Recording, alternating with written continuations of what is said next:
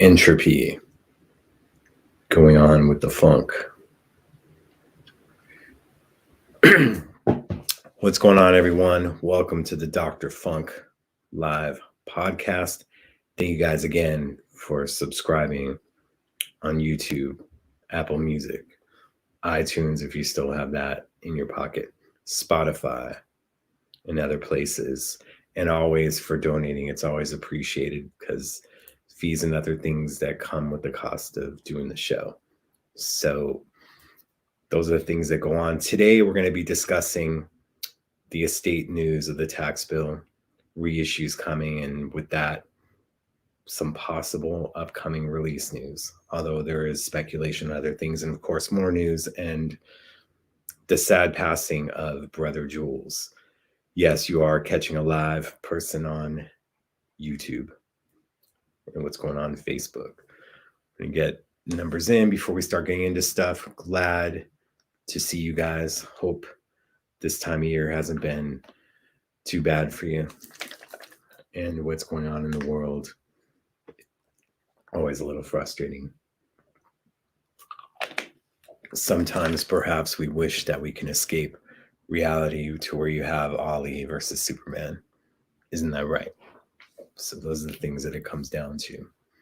Hello. We're going to let it go on with the funk. I'm getting it on. What's up, Brad? There's a few people from Canada up in the house. Always appreciate you guys. Susie, Trish, yeah, Brad, appreciate you. And I'm getting notifications probably on my phone about being live. So, give me a moment, guys. Sorry about that.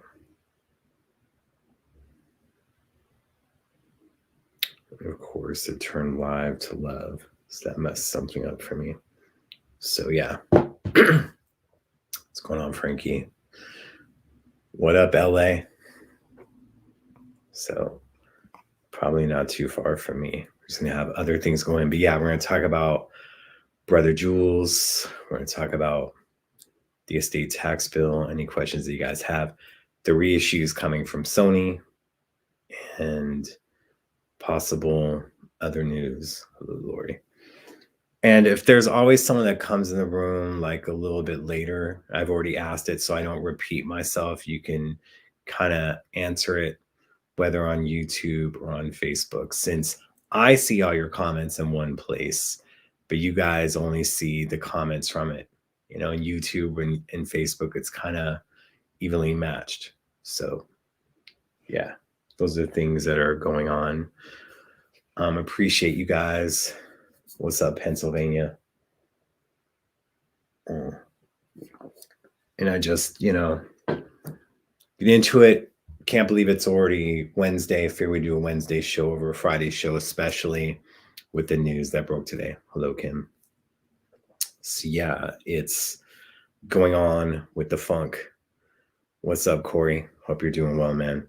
Glad the Vikings play tomorrow to get that bitter game from Sunday out of the plethora, so to speak. So hope you're doing well. Yeah, just want to get a few more people in here before we start talking about Brother Jules. That's where we're going to kick off this stuff. The Tribune finally was able to post an in-depth article, but of course, if I post it, all I'm going to keep hearing about is like, I can't read it. There's a paywall. So I'll try to read that, but already it's like popping up the paywall again for me.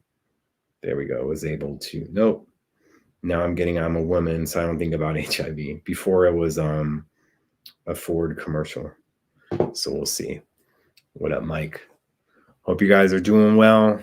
Let's get into it. Let's talk about Brother Jules. A lot of you guys know about him being a DJ. Probably a majority of you have either downloaded or have an actual copy of, what up, Denise? Have an actual copy of the Remix Experience 1 and some that have the Remix Experience 2. What I'm going to do is, just because it's more in depth, is read the Tribune article and, of course, support them for it. And I appreciate them writing the article. Rohan Preston wrote it. So what we have here is, the passing of Brother Jules, Twin Cities-based DJ and music mixer Julian White, who entertained millions over a decades-long career that included mixing songs and spinning records for Prince, has passed. Known to the world as Brother Jules, White also worked as a radio engineer and on-air personality at KMOJ Radio. And Corey, if there's anything that you wish to add, please share on the comments. He worked at personality. He was a personality at KMOJ Radio, where he last hosted the Twilight Zone show late on Fridays and Saturdays. He passed away December 4th at Methodist Hospital in St. Louis Park of complications from a stroke, according to Ray Seville, a veteran Twin Cities DJ, an honorary father to Brother Jules. Brother Jules was 50 and long suffered from kidney disease. And Sharon Smith Akinsanya, excuse me for butchering that name. I'm just going to keep it to Sharon. This news is just devastating. Sharon, who ran marketing for Prince and his Glam Slam nightclubs in Minneapolis, Miami, and Los Angeles. She hired White at Prince's direction in the early 90s. Sharon says that Prince thought Jules was amazing because he loved and understood music, and that's why he and Prince got along so well. It was all about the music. That's what it should be. Brother Jules could rock a crowd like no other. He had a deep understanding of how to mix music into mixed sounds that you might not think would be good together, but sounded great together. Seville was perhaps the first professional DJ White met, and he made his passion for music evident immediately. I was DJing a party, and here comes this 9-year-old kid wanting me to mix a Prince song so he could see how it was done. He was hungry. Next thing I know, he's 15 and DJing professionally at different events around town. Pretty cool. White gravitated to KMOJ, a community staple that he began listening to as a kid. There are DJs who can spin records, but Jules also had a great personality, so Walter Q Bear Banks Jr., a mainstay at KMOJ for 4 decades. He had an aura about him that you just knew he could come into a room and make the environment better. White had broad musical taste. Over the decades at KMOJ, he did shows incorporating blues, jazz, gospel, and hip-hop, among others. It didn't matter the style or genre. He just loved music, Banks said. He was a historian of music. An only child who grew up in Minneapolis, White first spun music at First Avenue when he was 15. Pretty impressive. Shortly after, he started DJing at Prince's Glam Slam nightclub. Prince welcomed him into his orbit, paying for his education, helping him buy a house. Very cool. White warmed up crowds at concerts for Prince on his world tours. Once you start working for Prince, you never stopped. True. For some of us, recalling that Prince liked to make White, as a highly visible DJ, look funkier. And it was never about the music. It was all about being more entertaining. Prince would say, Sharon, I think Jules should wear a big afro tonight. Think he'll do it? Jules was more than just a DJ behind the scenes or a mixologist. He helped Prince entertain millions of people across the globe. KMOJ morning radio personality Freddie Bell recalled that once he got a call from White, who was riding in a limousine with Prince at the time. They're listening to the station. Prince wanted to know why Bell played his song that most people grow in the world every morning at 6. I said to tell him I just liked the song. At that point, I didn't believe he was actually riding with the most iconic entertainer in the world. Had I believed Jules, I might have given a more intelligent response. Seville, too, has memories of working with White, including once when they did a gig in Northfield. The students from Carleton and St. Olaf colleges were so happy. They literally danced out of their clothes. We said, let's do a DJ battle. I was playing 80s and 90s music, and he was playing 2000 stuff. We rocked them so hard, they ran out of the room, came back in, and were dancing in a line naked through the whole party. All right, now, Minnesota, you get a little freaky up in there, huh? Everybody black, white, whatever. All they had on were tennis shoes. It was legendary. A celebration of life is planned for December 19th, 3 to 10 p.m. at Rain Nightlife, 2901, Hennepin Avenue, Minneapolis. Thank you again for the Tribune for posting that. Another thing I want to point out that I already read is that Prince paid for his education, helped him buy a house. Again, it's other things that you don't know about that Prince did this stuff. Just sucks. 50 years old. And, I keep trying to preach about trying to take care of your health, working out. I see Corey doing it on the regular. I do it myself. You know, I'm not able to have a trainer post videos though. I need to get one of those. Other stuff it needs to be part of it. But yeah, we all got to take care of each other. I keep saying about our health and just trying to be around for a while, especially when it comes to people wanting all of Prince's music listened because they're like they're running out of time. You know, a friend of mine who isn't online a lot and used to work for Prince and used to work for Brother Jules, I made sure that as soon as I found out, I called him because he's old school. I know that if he would have read the news somewhere, I got a text about it, it upset him. So I just like called him. Like he was like, no way, you're lying. You know, he's like, well, you wouldn't do that. But then he's just like, I just talked to him earlier this year. He said nothing. You know, and then we're hearing about the kidney failure, kidney disease. But it was a heart attack, a stroke that took him out. You know, but he battled kidney disease for a while, and he worked with Brother Jules. You would hear him at Paisley Park with Brother Jules, like when Brother Jules was busy doing something that he would take over on the mic for him. And he had no idea about the kidney disease and other stuff. So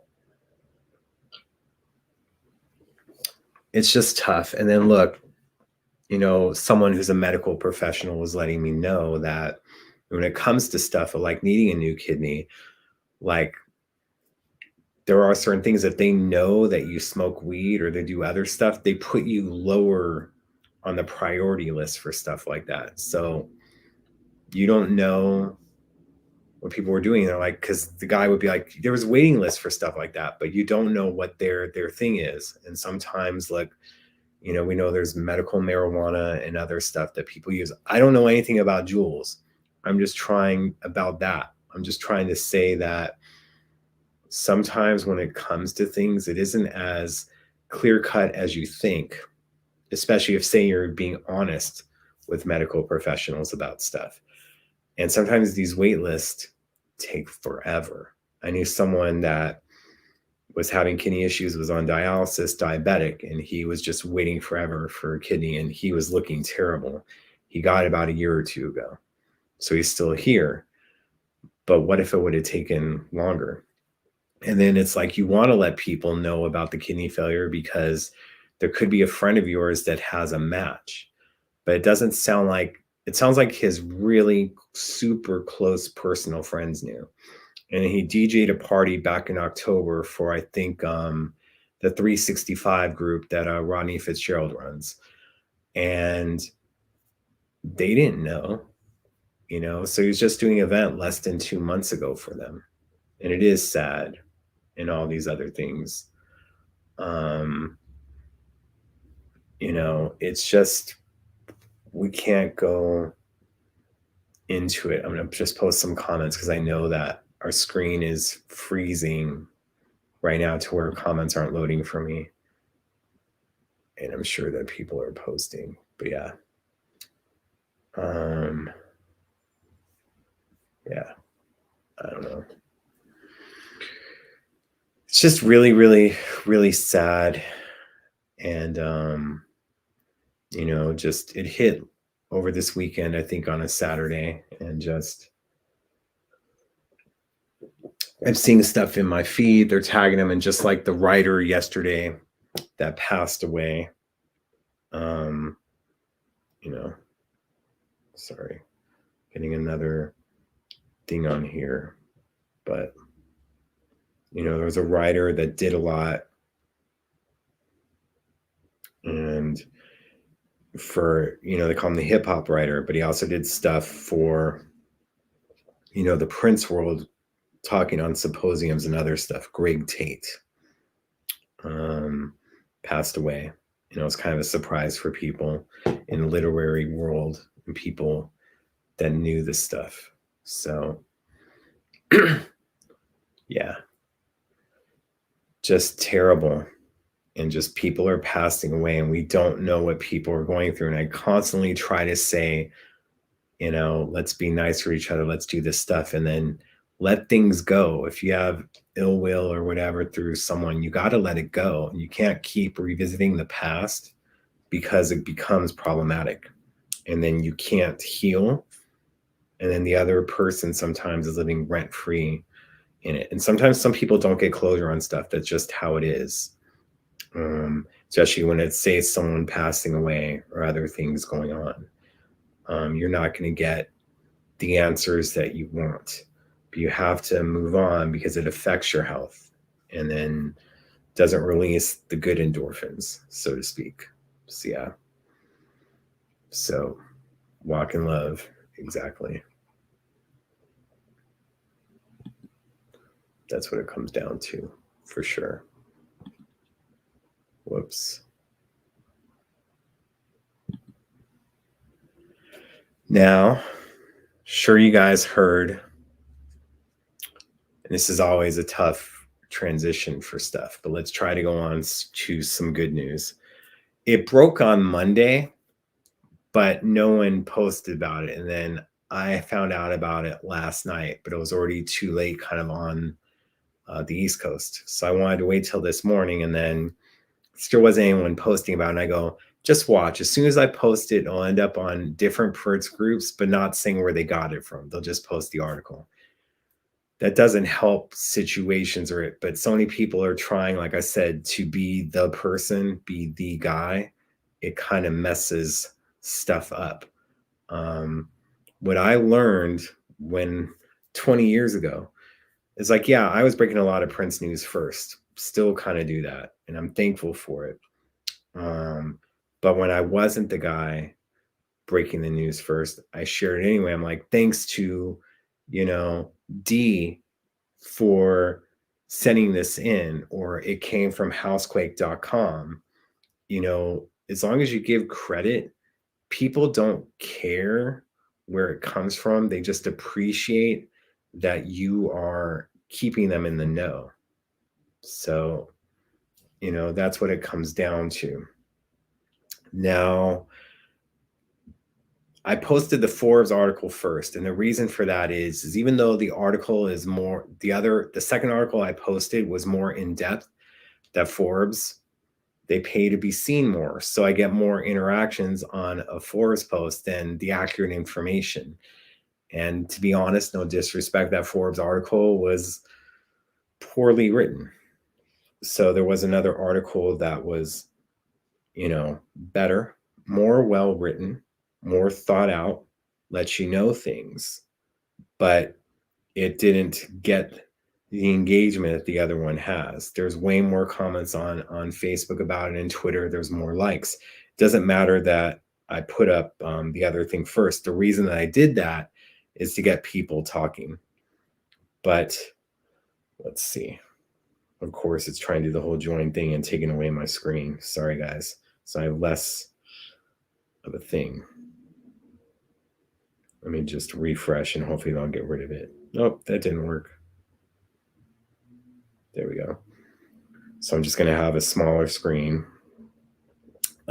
So the main news of today, the headline was a Prince's estate reaches settlement with the IRS. This happened on November 30th.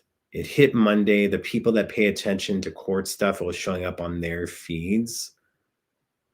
And then the Forbes article was already over 24 hours before I posted it. And the other article, which is more in depth, was at 16 hours.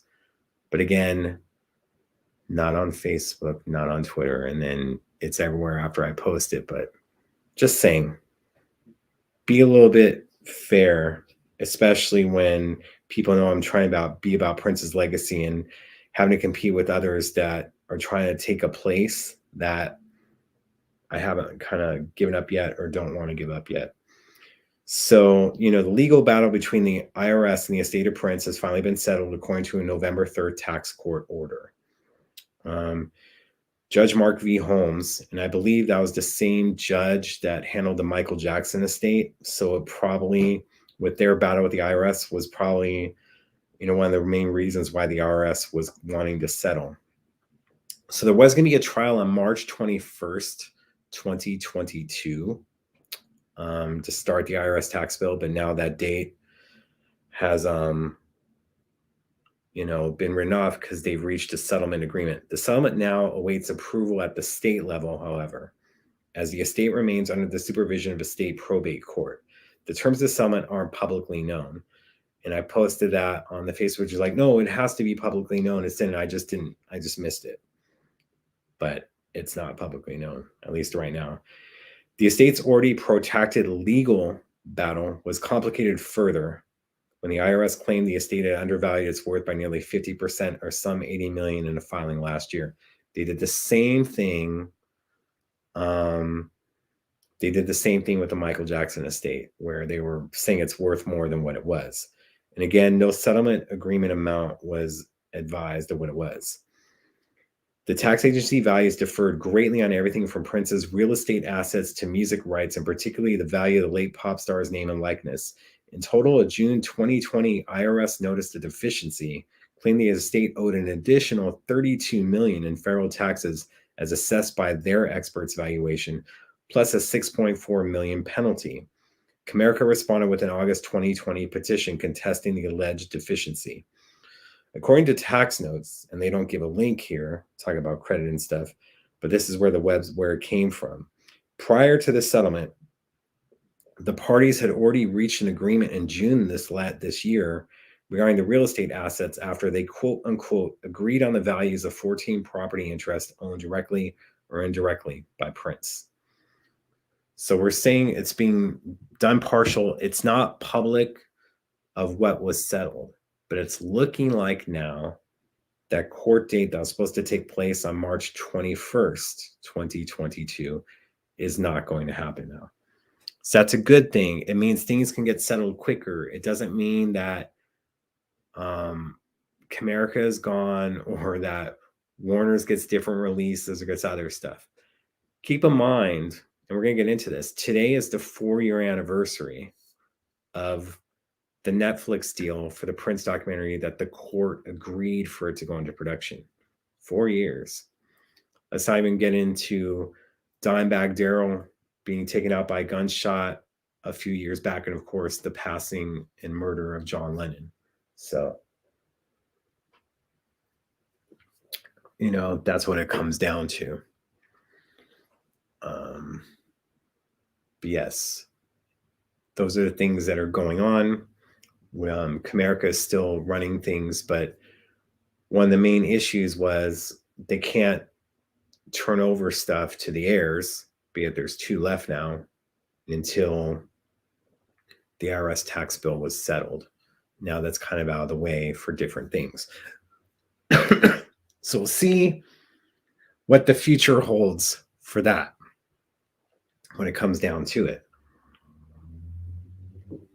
But yeah, not public, not this other stuff, but at least there's a settlement. In all honesty, I didn't think it was going to get settled. Is that, how do I put it? With this judge being the same one that did the Michael Jackson estate and ruled with the Michael Jackson estate against the IRS, you would figure, and of course, they'll give Comerica more time. This is all assumption here. You'd figure, because they'll give them more time, that the IRS, after the court date has been set, the IRS could be going, crap, well, we're not going to get anything.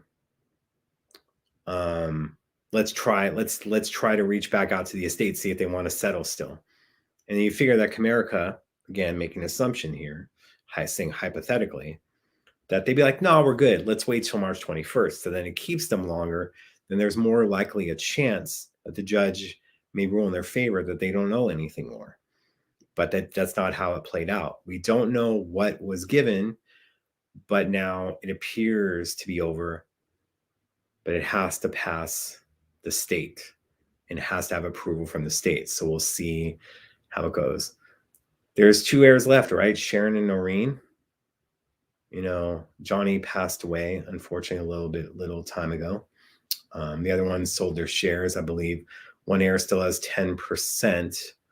So, and I saw all the comments on things. This wasn't about Prince owing taxes or whatnot. It is not having a will. So you do get taxed more. They come after you instead of like it being less.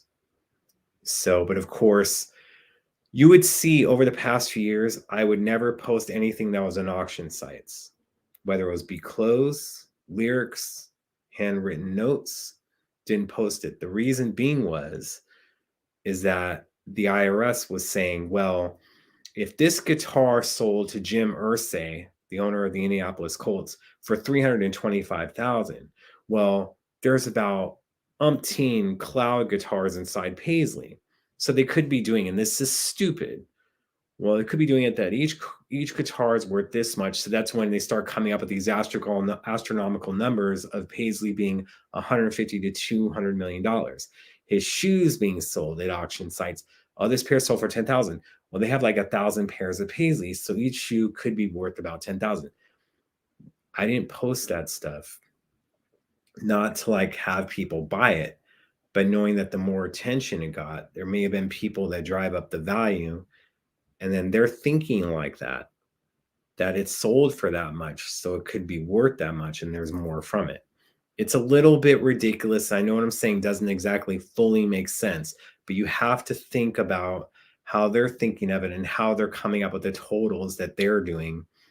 And then Comerica is coming up with 80 million. They're trying to be like, well, yeah, guitar sold for 325,000. Let's be realistic here. It cost this much to make the guitar, and then there's other things to it. They're not going on 300,000 because that's what it sold, because Jim Irsay wanted a yellow cloud guitar. Minnesota state taxes are much, much lower. It should be much quicker to complete that. Here's hoping.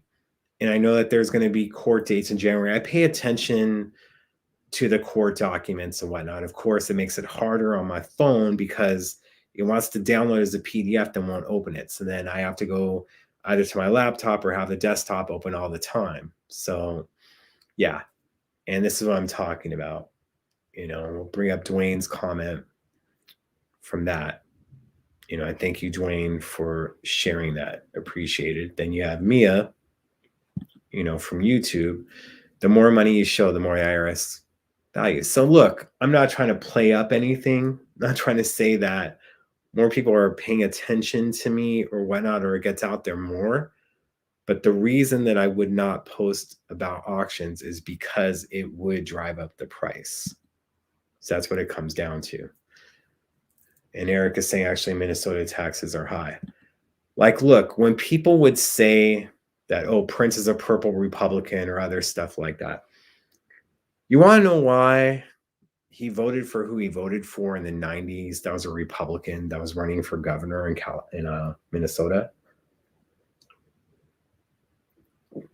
And keep in mind, this isn't just including Paisley. As the thing said, the document I read earlier, he had 14 properties that they were aware of. So the governor that was running for governor in Minnesota was running on a thing, if you vote for me, no property tax for 3 years at least. Prince, of course, owning so much property, Paisley, all these other things, he voted for him. I mean, and it's one of the main reasons why I felt that he stopped having a house in LA. As much as he loved Minnesota, he did have a house here for a time, but then only rented and continued to live out there, is because property taxes here are ridiculous. A lot of people that live out here in my lifetime, unless they share it, unless they are independently wealthy or win the lotto, they're never going to own a home. So, and Brady puts this, and this is actually true, when you're dealing with a famous person with ongoing business after death, there's more considerations than a normal rich person. 100% true. So,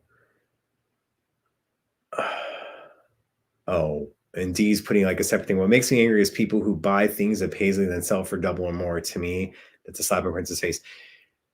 In all honesty, when he would put stuff out at Paisley, when he was here, people would do that all the time. I remember the last day of Celebration 2002, we got a CD single of Days of Wild from a performance from Canada from earlier in that tour. So I got a CD single. I went to the MPG store that was inside Paisley at the time. That's what we would call it. And every day they bring out different things. You'd find like a cymbal belt buckle from the gold era or whatnot from that would be sold at Glam Slam and other stuff. I would miss out on the MPLS CD single though, and the original Funky Bald Heads. So, how do I put it?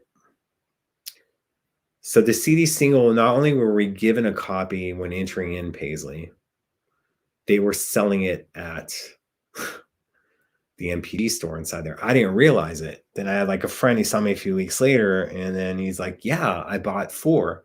It paid for my entire trip because he sold it online. I think like with inflation now, he's selling between $250 and $500. So it paid for his airfare, his hotel, meals, and then other things that he purchased. That's what happened then. It's still happening now. I get surprised too. I'm watching Eric's P-Base show, and then you'll see an MPG tambourine that was at Paisley. So that's for 80, but it isn't on the website, and it sells for 365. And other people from different states aren't going to Paisley anytime soon, so they want it. So it happened. Yeah. But Eric T, I got doubles. And do I have something that you want? But yeah, those would be really cool. And I just see the prices of some stuff every now and then, so it's a little bit ridiculous. The IRS likes to exaggerate prices but have no actual knowledge of its cost. They are checking eBay as well. Let me just say that's me as saying it, because I don't want to get just in case some of them are watching the show and trying to come after me. But yeah, supply and demand for sure. Doc, one of my thoughts on other heirs selling their shares. Seems like the remaining heirs played a long game. Windfalls coming for them. Here's hoping. Like, look, there was other people that really wanted to do right by their brother. You know, some that were close to him, some that weren't. But as the game went on, and I have to call it a game, unfortunately, they just kind of felt if he wanted them involved, he would have had a will and mentioned them on it. So they kind of ducked out. They tried to hold on for as long as they could, and it just didn't work out. That's what it comes down to. And then they're expecting this to be over a long time ago. You had Bremer Trust originally involved. They may not have had the knowledge of Comerica or other things, but they're expecting it to be over. They're expecting it to be over in 2017, 2018, 2019. All the experts are telling it, although we're kind of on the outside, like this could be a 5-6 year thing. But other people that are closer are telling them different things. And then they get into holes, and you're having lawyers, you're having some people that work pro bono, some people that don't, and then it gets you into a problem. And they want their money now. And they may have been on it. So can't afford the crystal ball. Man, I remember seeing crystal ball CDs like the Fat Box and other stuff, like being on used record stores for like $9.99. Now it's just different. I did find like a crystal ball Fat Box for someone about 2 years ago now, before COVID, for under $100. And then I sent it to them, you know, at a local record store. I do try when I'm at stores and I see something that, you know, someone may want or be able to trade later on, I do pick it up. But a lot of these record stores now, especially here in California, they're looking at Discogs for prices, or there are a couple of fans that work there. So either they know what it's priced or they want it for themselves. So a lot of stuff that's hitting the floor at record stores, especially when it comes to print stuff, you're not getting the things that you used to get. And if you're looking for that rock and roll love affair that was on the wall at Amoeba, I hear that's gone. That was $125. Man, I remember that when that stuff first ended up there, it was like $30, but it's different. What other things are you looking for? Now let's get into another thing. We'll go back and forth, especially because comments seem to be freezing tonight when it comes to StreamYard. Thank you so much for that. So now your comments are coming through. Last comment was at 6:35, 3 minutes ago, but then there'll be like 15 that all come in at once. So A site overseas, doing well, thank you. A site overseas, there's no good deals at Amoeba anymore on Prince items. That's for sure. And then you're not exactly finding a lot of stuff that isn't out of the ordinary. Like I said, there's a few people there that work there that are fans that I know. So they're friends. But you're just like, damn, like someone like took a shot of a purple raincoat. And I went, oh, I know they priced that good for themselves. But I'm like, damn it, don't have that. So got to get off birthday vinyl for $10 a Paisley. Yeah, a few years ago, like when they pulled it out of the back, and then someone at Paisley let me know that I was at that oh, they pulled out this thing, and I'm like I go, what is it? They're like, it's white vinyl. Get off. I'm like, wait, do you mean like yellow? Like, no, it's white. And then I was just like, you need to get me a few copies of that. So yeah, it was like for $10, and then that stuff, even though now there's more out there because of having it for $10, it's still going for ridiculous amounts, and it's still wanted from people. Now, someone posted on an overseas website about stuff. Look at you, Eric, getting it done. So now it has a list date of February 2022. Dumb question. Why is not all of Prince's albums sold at Paisley? You tell me. Sold for $350 with that, Eric. Pretty good. So there's sites overseas, and someone was kind of like mentioning like it's interesting that it's this site, but then they have it instead of pounds, it's in francs or whatever. So when it comes to the releases, and like I said, it's not going to be all this is not going to be February 2022. It's just letting it be known that the things that we discussed a few years past, that Sony, at least when it comes to the US, North America, and I wish we'd have more people explain it because then it gets a little bit convoluted. But 1999, Around the World in a Day, For You, Prince, Dirty Mind, Love Sexy, Black Album, Come. Those are all going to be in Sony Legacy reissues. Again, not happening in February of 2022, but it's listing it. So when it comes to Sony's deal right now, they can only put stuff back in print. They cannot add stuff to it. They cannot remaster it. So it's putting it back in print. But a lot of stuff, like say Come, people are going to want on vinyl. I don't want anyone coming on my vinyl. Anyway, but that's what it comes down to, is these things are transferring over in time, depending on certain deals in place. And this is why I want someone on here to further go into it and break it down. And hopefully we can have that sometime next year. Break down when that timeline is that they can add stuff to it and not have a single release here, whether it's I Feel For You acoustic or Do Me Baby, demo version. So you have these things going on.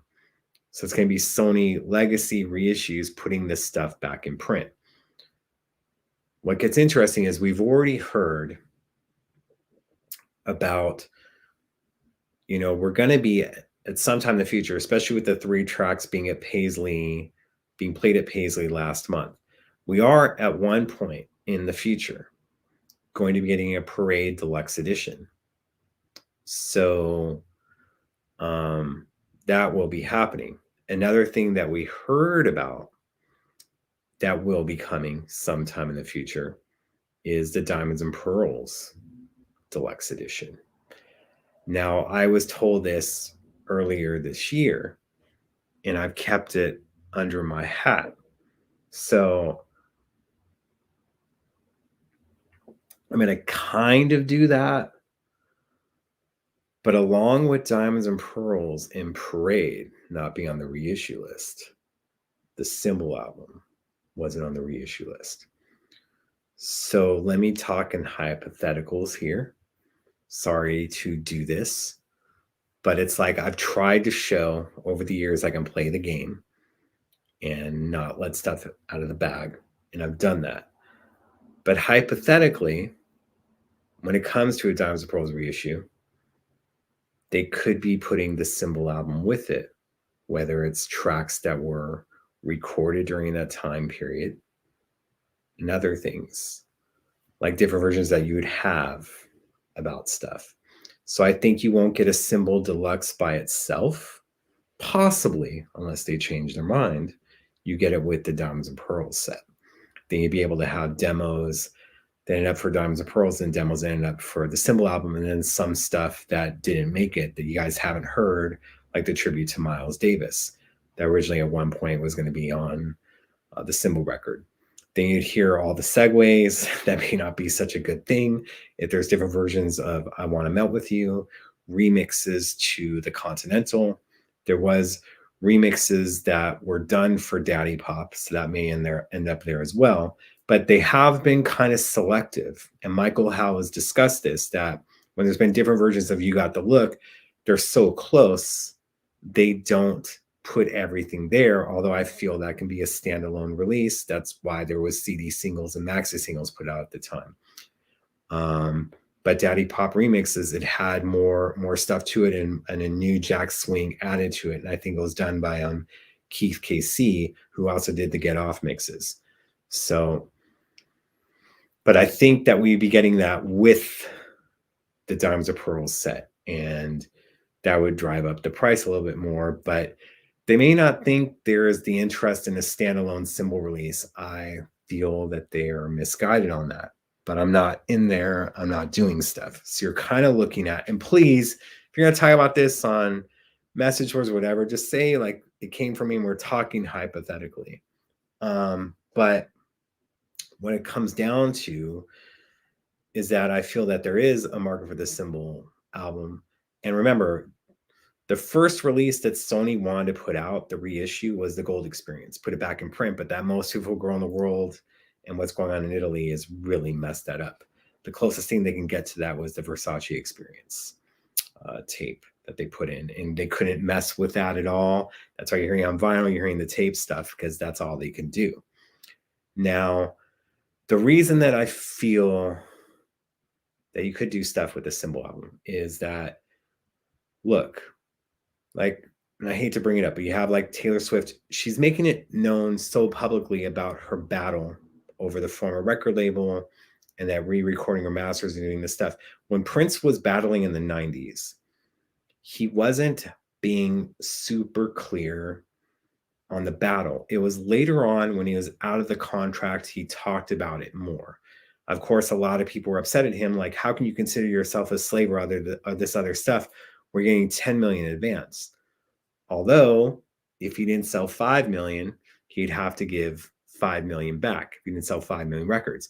And at that time, only Purple Rain and Diamonds and Pearls passed the 5 million threshold. Around the World in a Day, Parade, Sign of the Times, none of that did. Batman soundtrack, that was a different thing. That sold well, but more for the bat than the man. So you have these things going on. And then when Prince would speak, he wrote Slave on his face. And then someone from Blur, he was a lead singer named Dave, he wrote Dave on his face.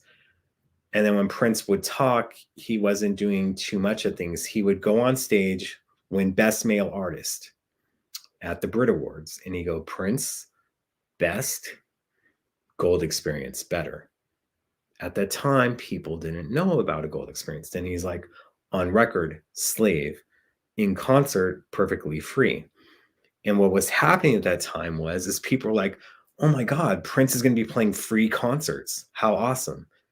They didn't understand that he was saying that he's not free to record what he wants. He's a slave, but in concert, I can play whatever I want. That means doing a tour for the Gold Experience and being able to play those songs freely and not giving it to the label. Those misconstrued. They weren't going on with these things. It was a problem. He wasn't being clear on it. And then again, it's all these people like, oh, Prince dropped off because he was being more R&B. I'm like, no, it wasn't about him being more R&B or more black. It had to do with the things of Prince dropped off the map. unless you're getting Uptown, unless you're getting the PRN newsletter, you weren't familiar with what was going on with Prince at that time. He kind of dropped off the radar. And then because he's against Warner Brothers and because he's not releasing anything, radio isn't exactly playing him, isn't exactly talking about him. So it isn't about certain stuff, but Warner's was not going to promote an artist bad mouthing them and then giving him the right to release a single on his own through Bellmark. And then the single did better than they thought it would, reaching number 2, not number 1, number 2. Because just imagine if an artist without a label, an independent label, hits number 1, how that kind of would have messed up the industry in 1994. So they do these things on it. But yeah, he fell off, and he only did that in the sense of, and I don't mean that in a bad way. I mean it in the sense of, unless you followed him hardcore, you had no idea. There were people like, oh my God, I love Prince. And then I'd be like, oh, there's this Japanese special called The Beautiful Experience. There's this jam on there called Days of Wild. They're like, wait, what? Huh? They had no idea about this stuff. I had to turn them on. And then basically you're telling people to go look for it as a bootleg because I didn't have it in the record store to tell them to get. So yes, Crystal Ball will be getting reissued. That's one of the main reasons why they put Truth out as an RSD release. Was that on their list though? So how's the estate handling legal problem pertaining to the gold experience with the most super world? They're trying. Again, you have to go to the Italian courts.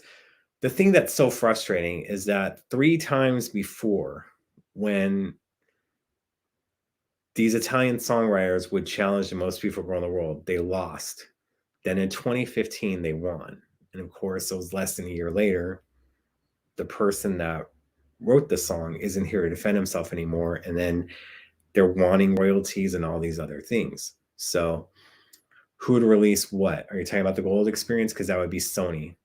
So it'd fall under them. But again, they cannot add anything to it. They can't put on the studio version of Days of Wild or Rip Papa Got a Zippa, which was in Showgirls. And then just other original stuff, whether it's Endorphin Machine without the cowbell or whatnot. But that's what it comes down to, is that unless you followed Prince hardcore, you didn't know. Like I remember when he did Interactive and Endorphin Machine at the VH1 Honors, someone came into the record store I was working at, a youngin'.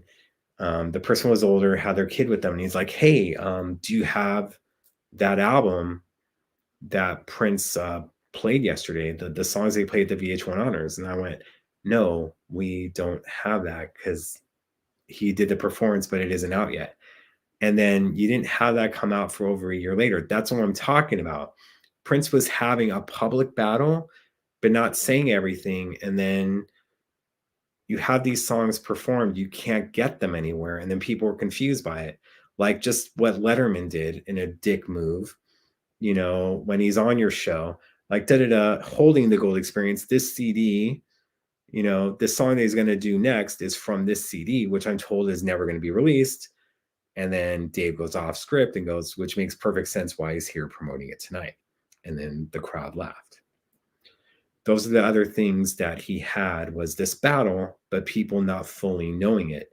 And then people feeling in some sort of way with the slave on his face that how can you say this when you're getting 10 million per album, as we discussed previously. Then you have Londell, who came in and was like, all right, we're going to do what it takes to get that slave off your damn face. Let's get it done.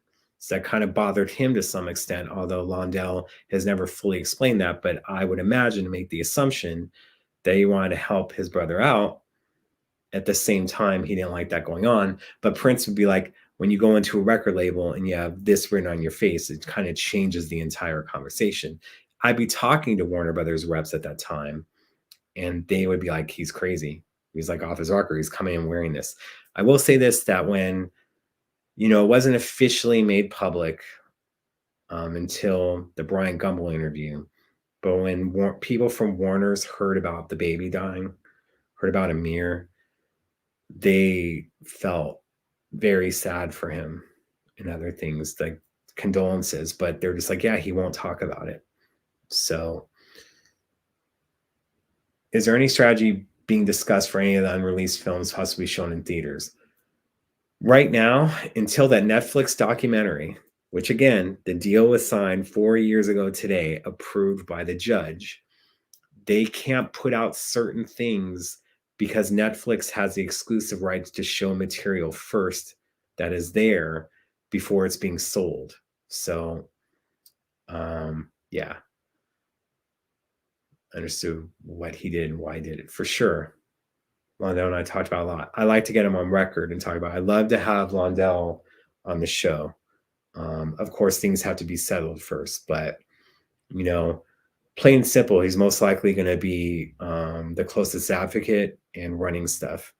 And there's just a lot of things that need to be cleared up. So you guys are just on stuff. That's what it comes down to. Like Christine, if you want to share that privately with me or whatever, I'd appreciate it. So the super deluxe editions, what about them? Like, we just don't know a date when it's going to be done, but they are going to come out in the future. Over the years, it's flip-flopped where it's going to be Parade or it's going to be Diamonds and Pearls. The past year, it looked like Diamonds and Pearls. Again, you did have the backup of vinyl, but that's not exactly why it got delayed. But you will be getting those in the future. And that's what it comes down to. But yeah, in the 90s, and people look at the 80s material as much stronger and all this stuff. You mean to tell me the Gold Experience was a lackluster album? You know, like Space from the Come album and then the Acoustic Love remix and all that stuff. You mean to tell me that was a failure? Interesting beats for Pheromone, interesting direction to go with Loose. Just different stuff. And unreleased tour footage that could be released. They need to get special clearance, like with the Welcome to America set. Like, it isn't exactly about a price point, like, oh, let's put the DVD with the most expensive set. They do have to make money off of it because, as you see, it's not on any streaming services because that's the deal that had to be brokered between Sony for putting out Welcome to America, the Prince estate, and Netflix because, again, they have those exclusive rights. Now, at the earlier celebrations before the Netflix deal took place, you got Piano and a Microphone being shown at Paisley. You'd have new tour footage being shown, a different Purple Rain show. And 2018, you got some stuff, not all. But again, those things had to be cleared. So that's why you got a Time show from First Avenue being shown instead of a Prince show because they agreed to have that. So it's less stuff that is being put out, but you got to get the expensive set in order to get that DVD, but it's not allowed on streaming services. So would love to see Piano Micro come out on DVD. I'm with you. Be out on streaming services, make a ton of money. Can't do that right now. There's so many other things in place, and I want that to get the money it deserves. But until this Netflix documentary comes out, and they're still working on it, regardless of the interviews, like, they're going to have so much footage that, again, you guys can only get there for the time being. And even though there was an 1983, the August 3rd, 1983 show from First Avenue, been cleaned up, been remastered for sound, there's a documentary that comes with it. But unless Netflix agrees to allow that out, because Apple Music originally had a deal for that in place, it can't be put out. It's unless Netflix and the estate agree on that deal to be done. But I do feel that they're going to want to have that footage held until the Netflix documentary comes out. So used to buy a lot of the boots and hard to find print CDs of the Old Tower Records. That was on Ventura Boulevard. Often they were from another country. I would go to that one, Kathy, in Sherman Oaks. Then there was Moby Disc, not too far from there. I think you're thinking more of Moby stuff than Tower, but Tower would have some imports. But then, like in the late 90s, before Napster and all this stuff, I would go to record stores between here and Santa Barbara, and I'd spend like several $100s on bootlegs in the Park, Volume 1, Volume 2, Volume 3, Volume 4. There's a lot of explaining going on from fans to non-Prince peeps. And yeah, and I would call him the artist. And then, you know, I'd be in line somewhere and they'd be like, you really call him the artist, huh? And I went, well, that's what he wants to be called. I want to respect him. And then Black people were like saying, well, he'll always be a Prince to us. I'm like, you're allowed to do that. I'm not. So I totally get it. And it's just like, this was in 1997. I'm staying in line for concert tickets. And all these people were hella cool. Never saw them again. We probably would have added each other on Facebook if there was such a thing back then. But then when Prince said it in the Vibe interview with Sinbad in 1998, that, you know, his people see him as a Prince. So it's okay. Again, it's kind of like, I knew that knowledge. He wants to be called the artist. I'm going to call him the artist, especially when you had people like Kurt Loder that refused to call him the artist and called him Prince. And then there'd be the NME article where it goes, I want people to think I'm insane. And then Kurt Loder's like, you got it, buddy. There you go. And I didn't want to be disrespectful of him. Yeah, Netflix does. And I try not to talk about that too much. But again, they have exclusive rights to vault material, to show certain things. So when that deal came in place, that's why at the 2019 celebration, you're getting different things being played, different things being shown, and limited on time. So, you know, that's what it comes down to. But yes, there's certain things that can't go on. And then when people tell me, oh, it doesn't affect deals, it absolutely affects deals. They can't, even if they wanted to, force out a piano and a microphone Paisley show because they have the rights to it, and that's something that they want for the docuseries. So I was originally told 2024 when it comes to date for the Netflix documentary, but I'm hearing it's going to be much sooner.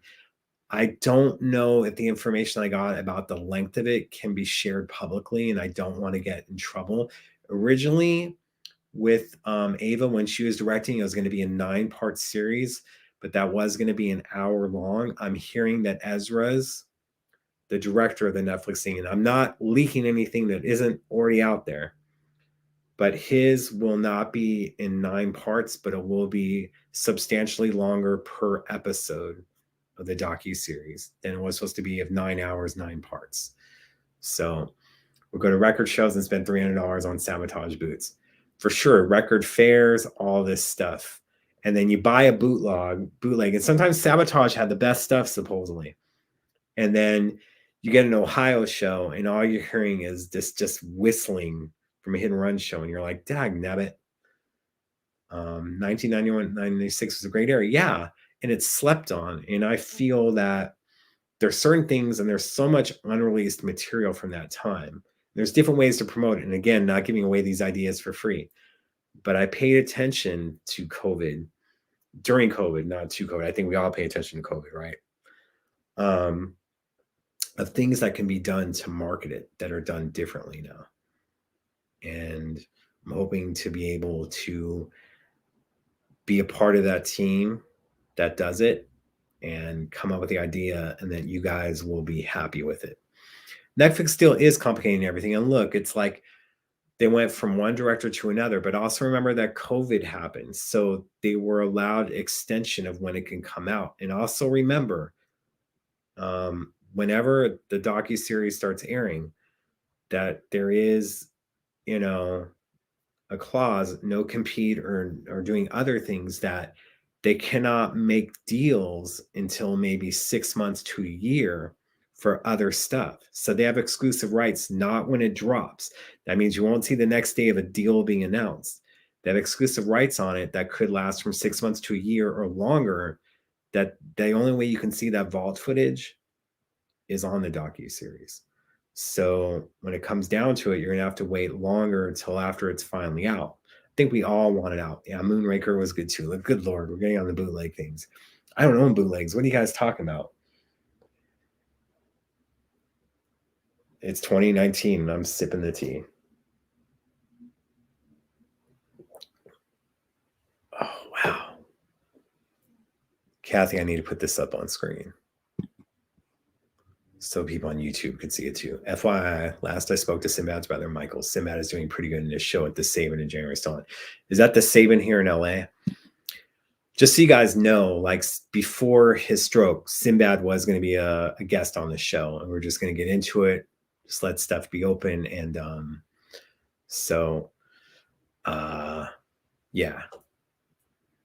And Sinbad, I'm so glad to hear that he's doing better. I would love to have him on the show to share his Prince experiences that people just don't know. Don't have a tick to get to that Saban show yet. We'll see what the future holds. This ain't a shirt, it's a hoodie. And, you got to have the things that kind of show stuff with it.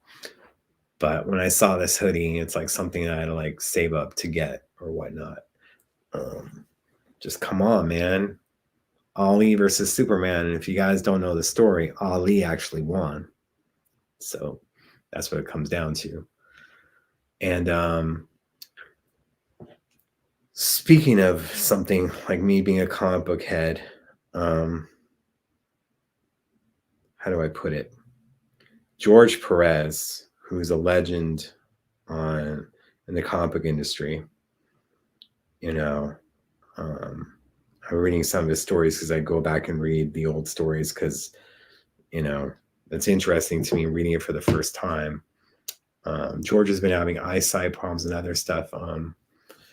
Apparently he's got pancreatic cancer, and he's a legend. A lot of this stuff that you're seeing in like the superhero movies, they take from his stories or his art.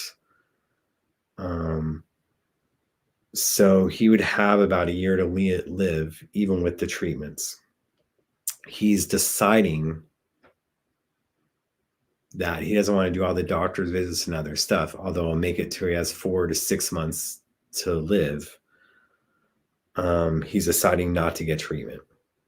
And there's kind of a push by Patton Oswalt and others that there was a series they made, DC versus Marvel, that they kind of put that in print, like Justice League versus the Avengers. So, and Garland, let's hope it stays that way and she doesn't see this. But, Infinity Gauntlet, like the whole Thanos thing and all that stuff, you wouldn't have seen that in the movies if it wasn't for him. He'd be famous for his Hawaiian shirts. I'd be reading like an issue of the Hulk.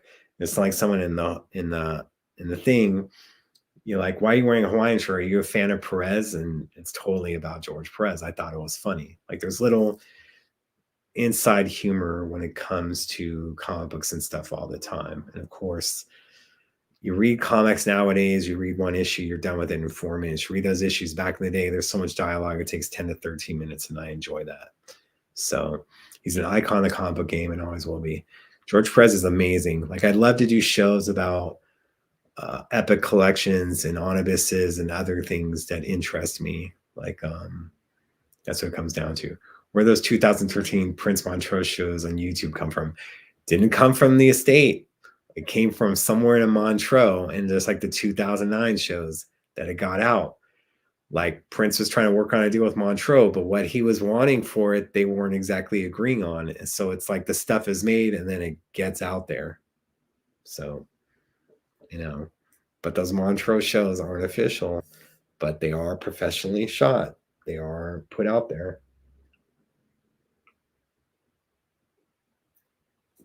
We didn't exactly discuss, Brian, the pros and cons of it being settled, but things should be settled quicker, which means that other things, moving parts will be put in place and different people being in control. So that's what it comes down to.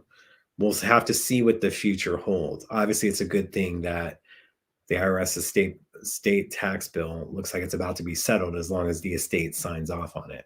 And yes, he did do a show in Montreux in 2007, entering in there in a brown outfit, black hat with an umbrella, Mike Phillips by him. So that's what it comes down to. Yeah. what else do you guys want to discuss? Like I said, we talked about the reissues. We talked about more than likely you're looking at a diamonds and pearls and symbol combination, perhaps. I'd like to see it stand alone, but I understand for purposes and time constraints, you probably need to put it together. It's me making an assumption, but it's probably a pretty good assumption. That's all I'm going to say. So hope we can get some more protege related issues, including some SDE releases for sure. But there are some people that weren't paid exactly well when these protege records first came out that they want to get paid before it comes out. And then if it becomes like to where it's like, say, a special release or a niche release that only a certain amount of people are going to buy, if someone's asking for a $5 million payday, they're not going to get it for a niche release. We want to see these things coming out. However, a lot of these people involved, in their opinion, in their mind, they weren't paid fair. And then the agreement that would be put out, they're not going to be getting enough money for it. So they'd probably be going to it. Can you have Princess Horner Ranger Phil Lassner on your show? Tell him to accept my friend request that I sent him on Facebook a few weeks ago, because I would love to ask him to be on the show. But if I can't get the friend request responded, I can't send him messages now, can I? So that could be a guest for 2022. But yeah, so if you guys are friends with him on Facebook, like, hey, like Dr. Funkenberry, aka Jeremiah, put my name out there that, he sent you a friend request because he's trying to have you on the show. He's trying to do stuff. So, but I don't exactly what I want is for other stuff is, and Phil doesn't have this, but I want people on the fan page because I'm not posting a lot on my own page. It's not used for that stuff.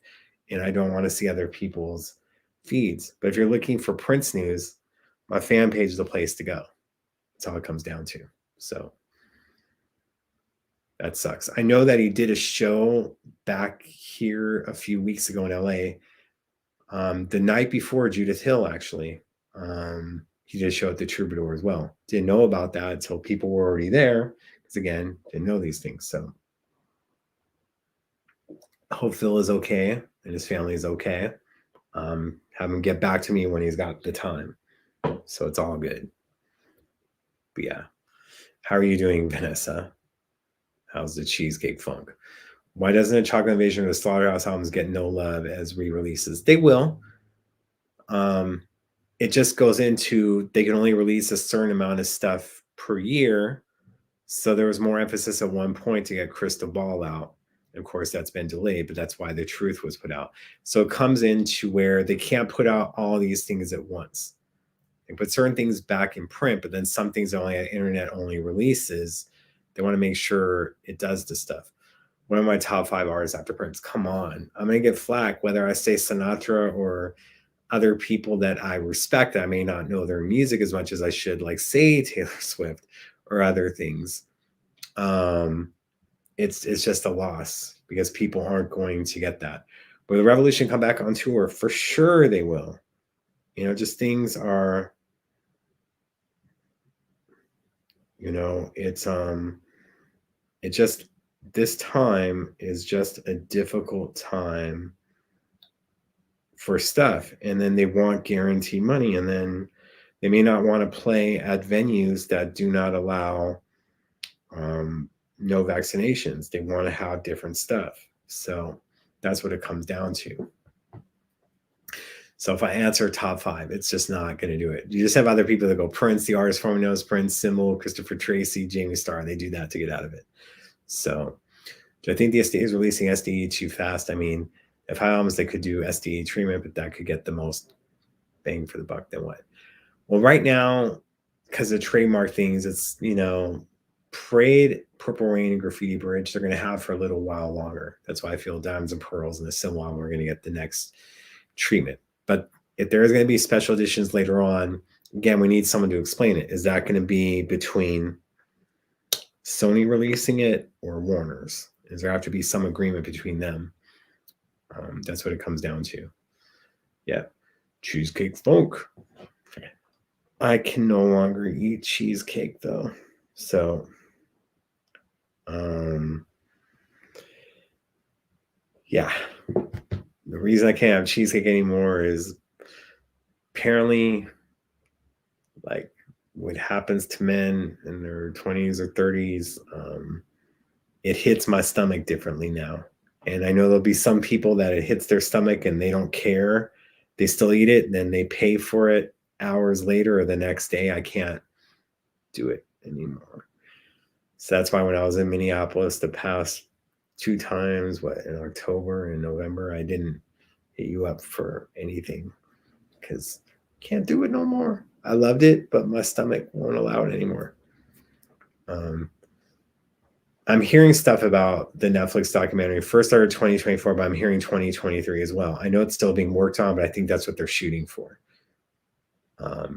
My live out piano, Mike Capeza would be rad. Not going to happen until after the Netflix documentary comes out. That's all I can say on that. So I think, but I have cheese. I have other stuff. It just hits me. So I can't do it anymore. Good Lord. Just eat cheesecake in the morning, then you have all day to take care. Just eat cheesecake in the morning, then you have all day to take care of it. LOL. No. No. I got too many things to be doing to be going there every 15 minutes. How do I think Prince would have reacted to this COVID era? You think he would have been all vexed up?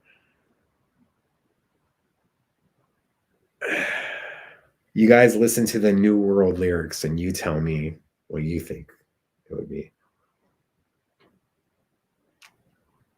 Going back to 2019 and sipping that tea. Anyway, that's all I can say. I'm be Kermit the Frog up in there. So, but man, I do need to join the Taylor message boards because I got to school them that Prince helped her fight the battle. So that's it. I respect her, what she's done and what she's going through. I don't know all her material, but I do respect her a lot. And I like Halsey as well. I like Billie Eilish as well. I like Olivia Rodrigo a lot. I do think that Olivia should win over Phineas for Best New Artist, but because Phineas plays the game and produces and co-writes most of Billie Eilish's stuff, that he probably will get it, although it should be for his solo project, but they're going to be putting all that in there in the productions that he's done with her. Just to understand why Prince's family didn't have a life celebration like Michael's did. It wasn't exactly up to them. And then I think there was conflict of, just like with the urn, there was just total conflict. And with Michael's, remember, it took a while for his body to be done. And then you had the Staples Center offering itself, AEG offering to pay for it. I think with just different stuff being done, you didn't get that at the Target Center or other stuff. So that's what it comes down to. But, can we have something 7 years later? Because I feel that a lot of people didn't get closure. That's what it comes down to. I don't think they're ever going to get closure, to be honest. How can you send me a private message? Through the Facebook fan page, and of course, when people try asking questions, there's certain questions, like whether it's even through Facebook, I know some people think I'm a dick, but if you're asking a question I can't answer, I don't want anything in writing that can be screenshot, so I haven't tried taking something before having the cheesecake. What I think then is the next release doc. You're either looking, at least for special editions, you're either looking at Diamonds and Pearls / Symbol, perhaps, or Parade. Then there will be reissues and other stuff put out, maybe another record store day release. I was wondering how he would deal with the COVID if he was still here, and would he be able to, his employees there at Paisley. I think he would have, and he would have been doing some performances, but then you got to worry about it. He probably just would have been going back to live stream and doing stuff that way and having you guys pay a fee to stay at home safe. Obviously, things are opening up now that it's a little bit different. So, love to see a piano microphone 2016 compilation album of all shows in the final tour, especially Left That Will Be Down from Sydney. So great performances. See, when it comes to stuff like that, so since he co-wrote that with Martika, then there has to be clearance from her. Then other covers that he did, whether it was Bowie's Heroes or stuff that he did at Paisley, they need to get clearance, or be allowed to use it, it makes it tough sometimes. There's so much that goes into it. And then just like with the One Night Alone tour, you didn't get like the covers on the One Night Alone live album because of that having to be compensated. Whole World Lit Up Purple for Prince. I'm sure if they had asked, many would have offered up arenas for sure. But they probably wanted it in Minnesota, not Oakland or LA. Don't have closure with John Lennon's death. And look, it's the anniversary today. Had to have a closure with an artist who left. It's hard. So yes, you need to change up the merch for sure. And there's other ideas that can be had for that in the future. Some people, like their images or whatever, they own the copyright to, even though it's Prince's image. That may have to be challenged in the future. So is any artist like the time Madhouse music going to be released in the vault that Prince didn't release? I'm sure in time, yes. So that's what it comes down to. Parade is exciting. We'll see when that comes. They'd be glad they do another cinema showing in the future. Yeah, but again, the Netflix stuff has to be done first and be out of the way. Or there has to be an agreement. Just like with during COVID, the Sign of the Times set when it came out, they did put that show on YouTube for 4 days. That was an agreement that was made with Warner's, the estate, and Netflix. But then it's no longer on streaming services and didn't even return. But again, that's because a special deal had to be made. That's what we're looking at. I'm 60. I want to have more before I pass on. Got to take care of our health. And I know that it sucks for me to say it because there's other people that have health issues. Like, that's what sucks about someone who so George Perez's eyesight, the reason that's so bad is he's a diabetic. So on top of being a diabetic, he got pancreatic cancer. So these are things that I worry about, that I could get that or other things. There's no wood to knock on, could do my head or below, but those are things you have to worry about. Why are people getting away with using his image on all kinds of things, it's being sold on Facebook? It's a problem. The thing is that it's out of control. And if the estate goes after everyone with cease and desist letters, that gets expensive. Then already you have, even the judges saying like what they're charging is very astronomical, but it's fair. But if they keep going after things like that, small things, it adds up. It's just ridiculous. The only thing I can say is that you guys have to decide not to get those things or report it or do other things. That's the only thing that can be done. And I know sometimes a lot of you feel that the unreleased artwork, or when I say unreleased artwork, that people are putting up, they're making themselves, or images on t-shirts are better than what the estate's putting out. There's certain reasons why they're able to do it, because they're not having to pay the trademark for that image like Paisley would have to pay, or the store. So that's why when it's a bootlegger doing t-shirts or stuff like that, not talking about Marco Hart and his artwork, I'm talking about other stuff, that there's images that you'd love to see on shirts. These companies are able to get away with it because they're not having to worry about paying the photographer or the artist.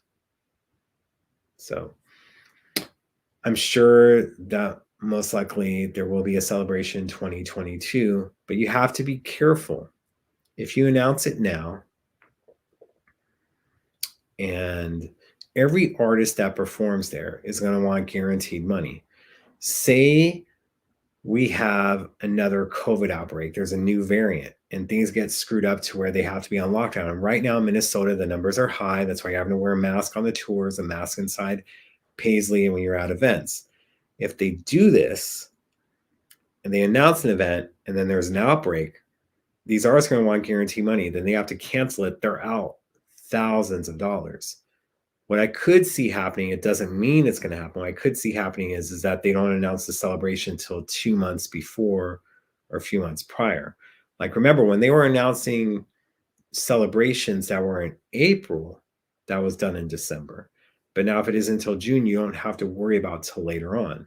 But I may want to announce it closer to it just to make sure there isn't more variants or other stuff going on, because you will have to pay that stuff. So my flea market guy does everything for me on clothing. I know it's not right. but at least it's your stuff. He isn't selling it. When you're adding those symbols on or doing the mask, I really appreciate. Thank you so much. Not buying unofficial items. They're worthless and profiting off of prints in the estate works. Look, there's some that are pretty cool. And I did get like a hoodie, but I haven't worn it on camera because I don't want to show it because it isn't done. Like Marco sent me like his first book. I haven't gotten the Under the Cherry Moon and the other stuff, but his work is amazing. You know, I just have to be careful because of this stuff. And now someone in the US saying hospitals in my area are out of beds again. See, it's problematic. You got to worry about those things. So, which is better album, the Family Jones? That's tough. They're different.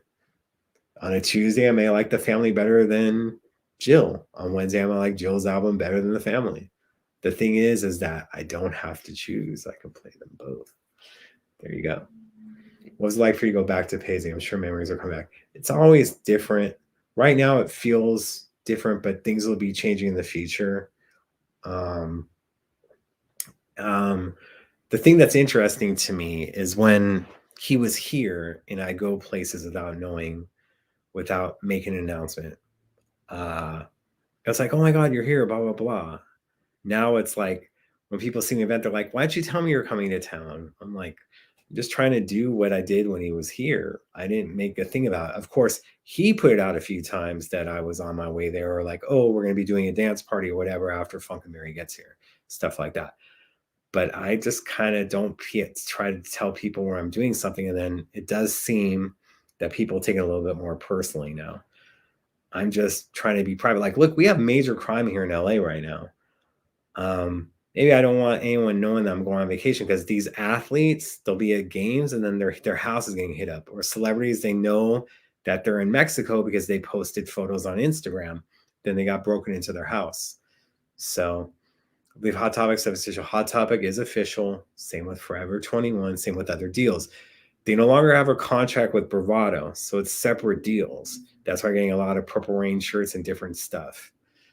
A lot of Purple Rain shirts. So I have a lot of memories with Prince. Like, look, you guys have memories too now. You guys have your own things. And then what you're doing, being creative and going to your flea market and getting these things done. And I'm sure that people compliment you on your outfits. Like these things, you're creating new memories.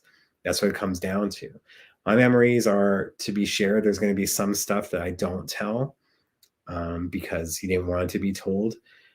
But it comes about Prince's legacy, and that's what I'm trying to do. And you know, some of that stuff just doesn't come for free. I'm not 15 or 20 years old. That's why I appreciate your guys' donations and trying to do this stuff because it helps keep the show alive and then helps it easier for me to try to get guests or have maybe someone to help out with booking. Really miss seeing him live performances. Loved his residency in Vegas where I live. I think he'll do a virtual tour of Prince like they're doing with Whitney.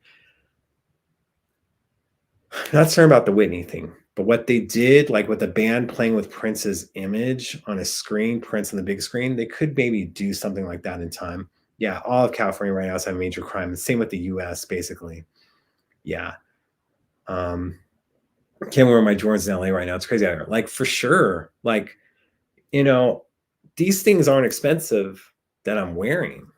And it's like, you got to worry about it. Like, look, this Prince necklace, what? It was like $100 on there. Someone could see that it's shiny and try to grab it off me. You got to worry about things right now. And you can't be flashy in LA. You know, right now, crime is just absolutely ridiculous.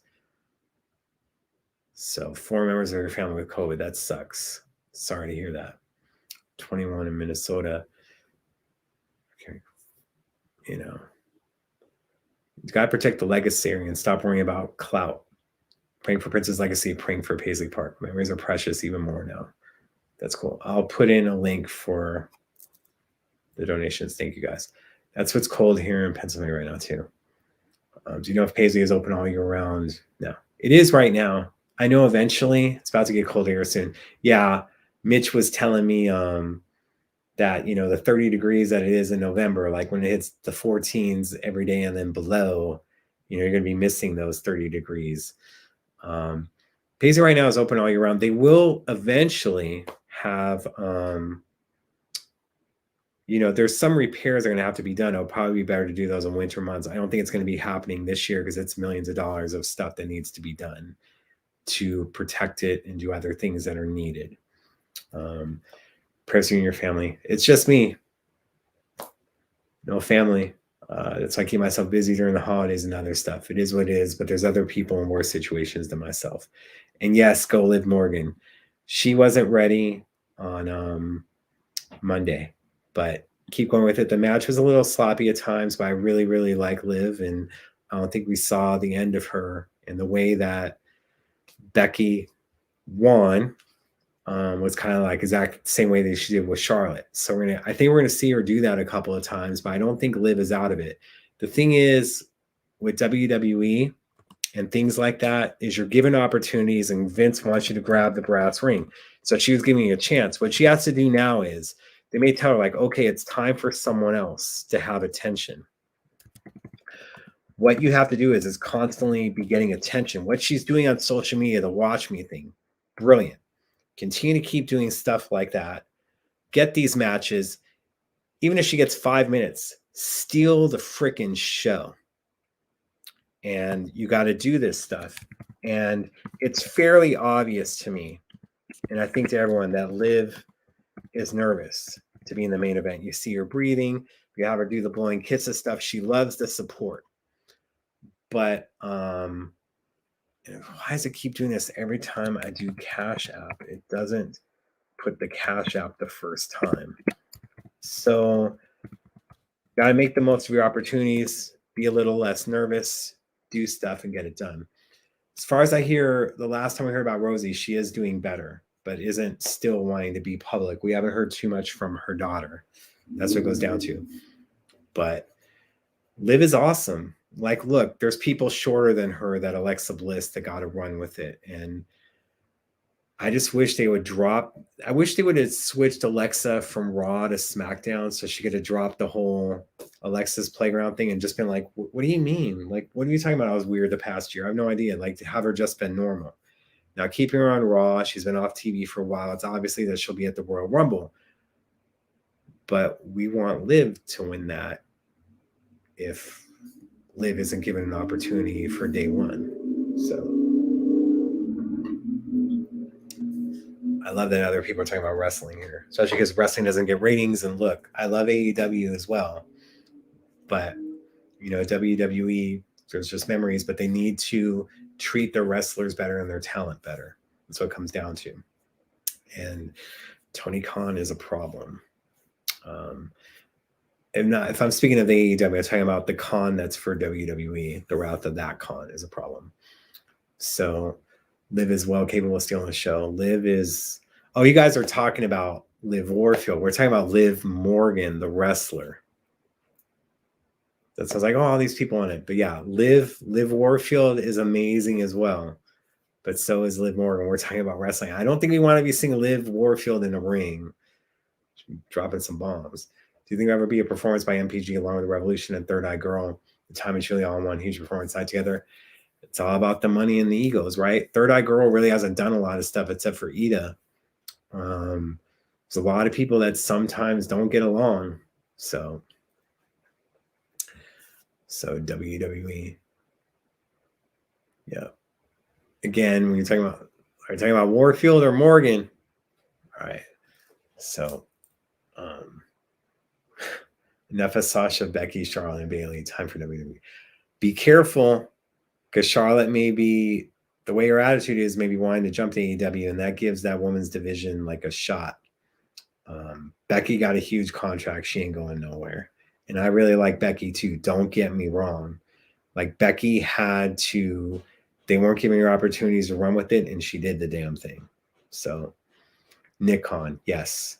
Tony Khan is the good Khan. Nick Khan, not so much. And if Vince is going to have a successor right now, it would be Nick Khan, and that's problematic. Triple H, what he did to Punk on his wedding day was absolutely stupid. Shawn Michaels being involved helps them, but Triple H, really like his vision on some stuff, but look, Vince and the way things ended with Brock the first time was terrible, but Brock came back. When you send someone a FedEx package firing them on their wedding day on purpose, Then you wonder why 7 years later they're in the other wrestling organization when you offered him more money. It's a problem. So AJ's best. She's a huge advocate for my tell too. There you go. This one I was like, Liv Warfield's wrestling. No, Liv can like they can have her like they can use like Liv Warfield's music for Liv Morgan, have her come out, you know, not to Why Do You Lie, but yeah. So Hannah Walton's full-time mom and 3 with You Will Be Done Mystery. Yes. And you know, same with Donna. She has kids. So VOT. Vince is dropping the ball, I think. Yeah. And of course, he's giving attention to Austin Theory, and that's not by mistake. It's trying to show that if I want to make someone a talent, I'll do it. I may not have felt it with Karrion Kross or others. Also, another thing is we don't know the vaccination status of a bunch of these wrestlers that they let go. But remember, if they're traveling and then to Canada, like you can't get back into the country after January 15th. So it makes a problem, and they have to worry about an outbreak. It messes stuff up. So some, I think, were let go because of talent issues, and some were vaccination issues, but they can't say that. So they just say for budget. That's how they do it. Did I ever meet Vanity, or was that before you met Prince? Just wondering. Never met Denise that I'm aware of. Would be in the same places as Apollonia and Carmen. But remember, my identity was hidden for a while to my own design. So it didn't do that. Yeah. I don't know about Live Out Loud, man. Come on. You know, the unexpected. Anyway, the W can say Let's Rumble. Yeah. They have that guy for that now, and he does it at the Rams games or other games. So, yeah. I could be doing comic book stuff. I could be doing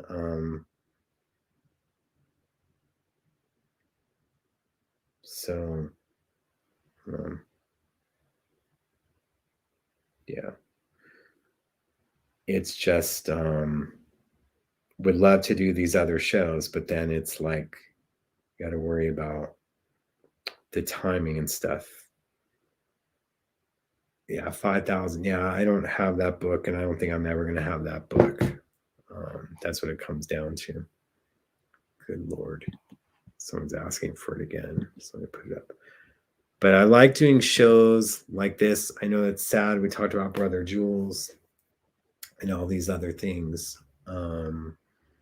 But, you know, we have a lot to look forward to in 2022, and I look forward to us getting there and being able to talk about what we want. That's what it comes down to it. So like to have more positive news. So yeah, we're gonna have reissues. They're not gonna all be coming out in February 2021. Those are just listed. Will be coming out in time. We'll be having deluxes when they announce it. Whether I know ahead or not, it's up to them to officially announce it. That's how it's always been. And then I'll be ready to talk about it. So 2022 has to be better than 2021 and 2020, right? I don't know about you, but I'm feeling 2022. Yeah. Finally, Southern California is going to get some rain and cold for us about time. And I don't know about that cold until they fix that dang window of mine. But yeah, we're supposed to get some rain tomorrow. That means I don't want to drive because we know Californians can barely drive when it's not 70 and sunny. So yeah, that's going to be something. I hope it's going to be a great year. That's all I can imagine for things. So, and I will be doing a show next week. At least that's the plan. Just don't know if it's going to be Thursday or Friday. Excuse me, Wednesday or Friday. And then don't know if I'm doing a show on the 22nd, a Wednesday, or Christmas Eve, the 24th. Kind of like doing stuff like that so people don't feel so alone during the holidays. I know how it feels, and you don't want pressure to get this stuff. Yeah, for sure. Love the pacing of your shows. They're so relaxed and so full of information. You have substance. It's refreshing. I try. Thank you. Even when we don't have guests on. So, Kanye and Drake show. hey, maybe by that time it'll slow down a little bit, but getting there may be the problem. So, yeah, just try to have things be out, try to have things be positive. That's what it comes down to. So,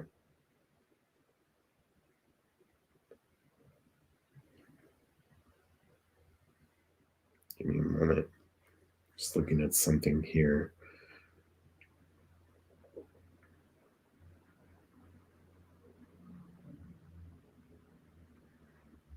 Not showing up for me.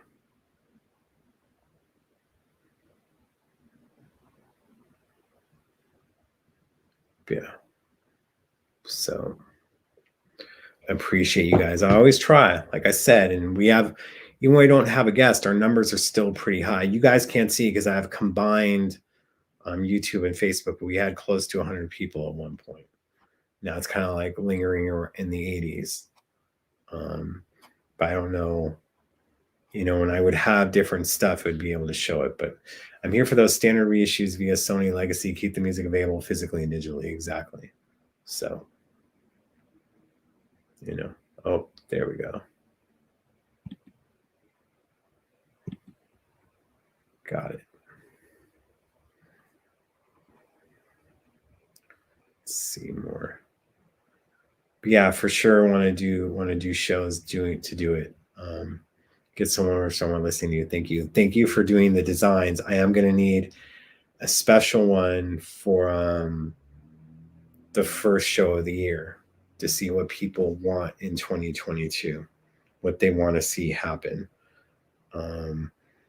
We'll talk about that, but I've already been trying to look at the date, and then you guys can kind of tell me, because Wednesday will be January 5th, but maybe we should do a Friday show on the 7th because of it being the 7th. But I really want your guys's input on that, and to kind of like have people be able to watch the show back of what you guys want. So I'm thinking I may do a show on January 7th instead of the 5th. And that's just an important show for that. So me and Dean have talked about stuff before. So we'll see what happens. But we got to take care of the legacy and other things first and getting good. Your last show got me through just coming home from the hospital after a week and due date. I'm so sorry to hear that. I'm glad I was able to help you though. So, well, I guess Ken, there's a party on that day. So, want the things that no one else has and no one else knows, in time. And I think sometimes that's the best thing that you can give someone. And sometimes they don't realize it. When you give someone time, that's one of the best gifts that you can give them. And some people don't realize that until it's too late. So, but yeah, and I want to have bigger guests on. We had great guests this year. We had amazing shows. And I'm sure not all of you know, but for 2 months, for 1 month, I was doing a show with a broken foot.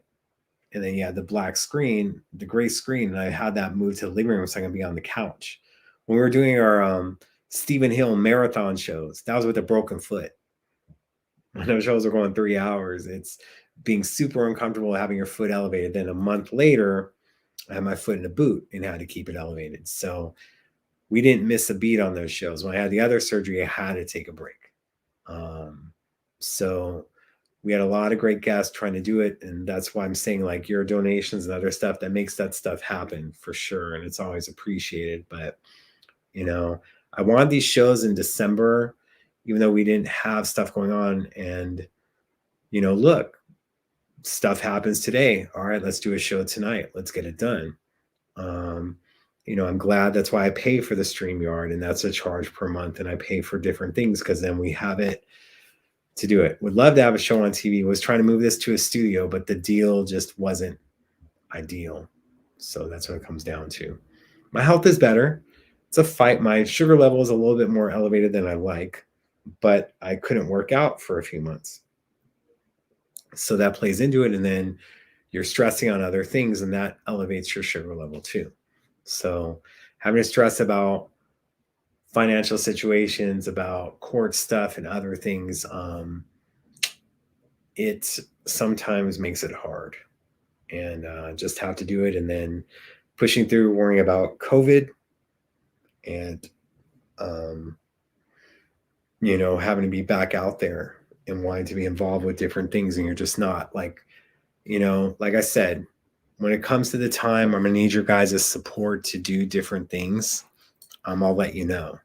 But I will need you to kind of push, and then don't let people, knowing that they're getting something from me, like, come on. Just, the whole thing is my page is shared. You can retweet, the Facebook fan page, share the item. You don't just have to take the link. And then if you don't know how to do it, if you're sharing an article, there's 3 dots before sharing, like include original post. Just do that. So did things work out with my insurance to get my surgery? No. And now I owe people money. So fought for it to be medically necessary, and they wouldn't agree on that. So it was $10,000 up front, and having people help me out with it, but now I owe them. And it would have been $5,000 and having a payment plan over years. But I had to pay $10,000 up front, and now you owe people, and it sucks. So yeah. So we're out there even with vaccinated 3 times. Yeah, I'm with that. It's just crazy. So just file for financial assistance for that. Nope. Because they deemed it cosmetic, not medically necessary. You can't get it. You can't have care credit, can't have anything. Canada has it better than they think with their healthcare program. So, and like, I had an eye exam in January this year. My eyes have improved because those eye procedures I've been getting with the needle in my eye of injections, can't get an eye test right now. So my glasses that I have are useless, but I don't like driving without them at night. But I was supposed to have an appointment today, and it was going to be a $40 down payment and $250 altogether just for the eye exam. That's not including new lenses I'm going to need. So yeah, I had to cancel the appointment. So you can't do it when it comes to cosmetic. That's all I'm going to say. Australia's better as well. The USA health system is bad. It is. It's terrible. And it just sucks. It's all, It's so frustrating. And then it's like, you pay 10G, pay this other stuff. Then it's like insurance. Oh, you haven't hit the cap yet.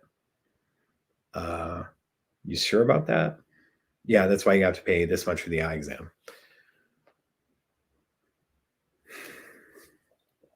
Yeah, finding that out. Haven't received any bills yet. Let's keep it that way, Kathy. Hopefully, don't think Vince would be too cool with that. So I appreciate the offer though. But yeah, it's been look, everyone's had a messed up year. That I fought to deem the surgery medically necessary of October of 2020. I mean, I didn't want to delay the surgery anymore. I kept fighting, kept getting, putting in stuff, and it just wouldn't do it. So I had to have the surgery in August, but it was just stupid is all I can say. So 10 grand in a hole, but at least I'm here. It's better. It's just a problem, and it's needed. And I have people look at it, don't really see the incision mark too much in the chest, but they see the longer scar, and I hate that. But they say they did a really good job. So we'll talk about predictions and stuff on the January show. Right now, it can be Parade or Diamonds and Pearls. They keep flip-flopping. So what makes it cosmetic versus medical?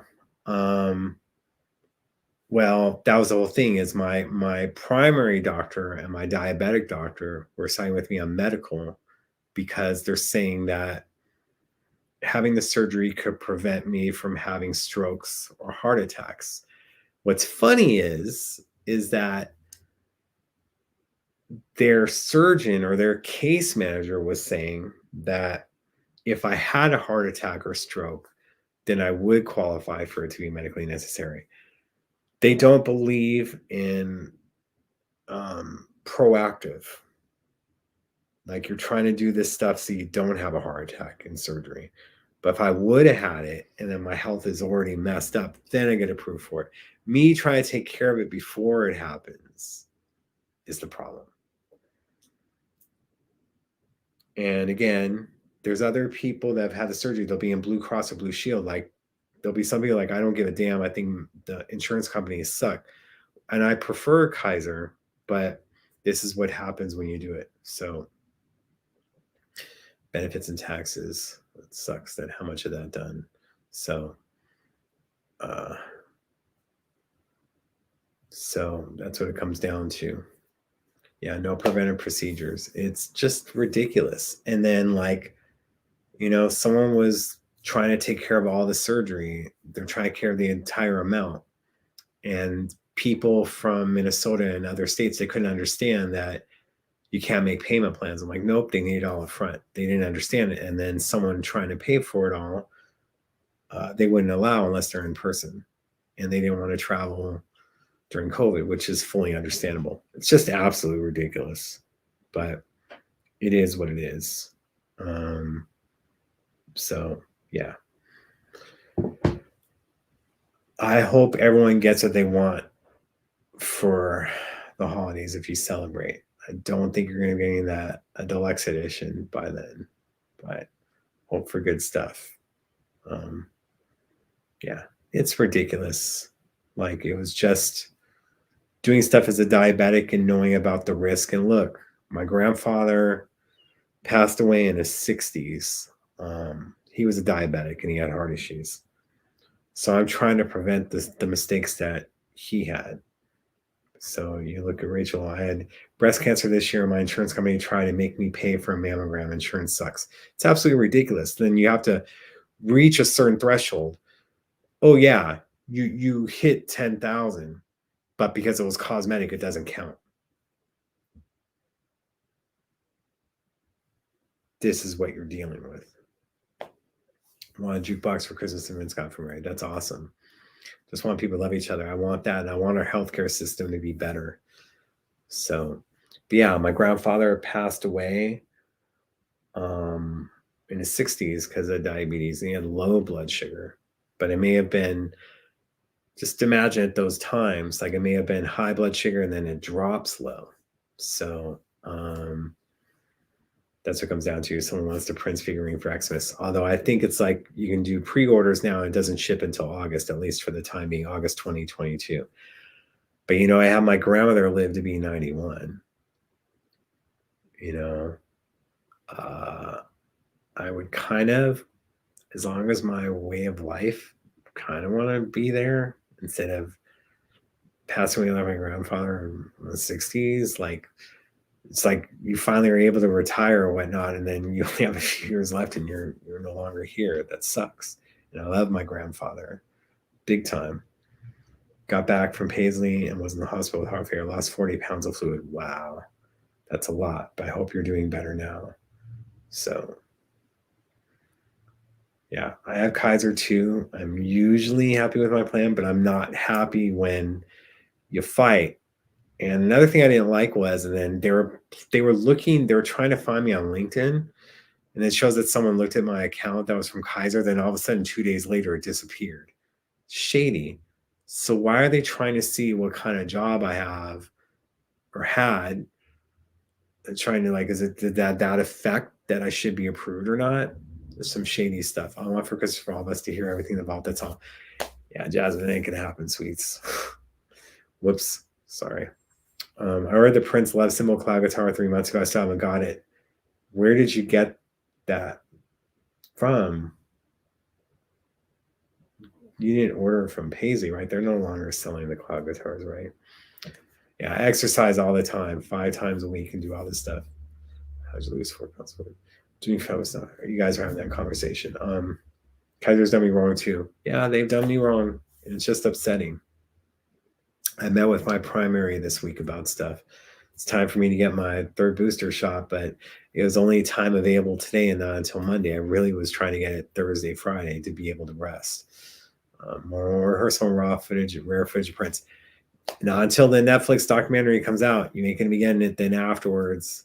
You release the Hounds after that contract expires. I think it's coming from China. Oh, you're getting one of the China knockoffs. All right. Although China stuff is taking a while to get there. So that's how it wasn't matter where your money. I did not understand why Kaiser, and it showed Kaiser, that someone from Kaiser was looking at the LinkedIn page that isn't up to date, isn't active, that's someone else made for me, incomplete, about a different career. Why are they looking at that? And then the case manager, when it made this decision, never contacted me, never asked me, never did an interview, just said no. And it was absolute crap. So you're deciding my future. You're deciding if the surgery is medically necessary or not. You're not talking with my primary doctor. You're not talking to my diabetic doctor, my endocrinologist. You're not talking to me. You're just talking to the surgeon, and then you're making the decision without anyone else. So reach out to Peach and Black as well. Those guys are awesome. They know. I reach out to them. They kind of like don't want to do their thing. Sometimes Captain will be here. Sometimes. Yeah. Let's see what time it is. Let's wrap up in the next 5 minutes. Let's see. No donations yet, but that's cool because usually, like, I don't think people want me to thank them, but yeah, no donations during the show yet. Hopefully on the replays or whatnot. So, yeah, that's what it comes down to. You know, working out. I used to be addicted to soda. I miss soda so much.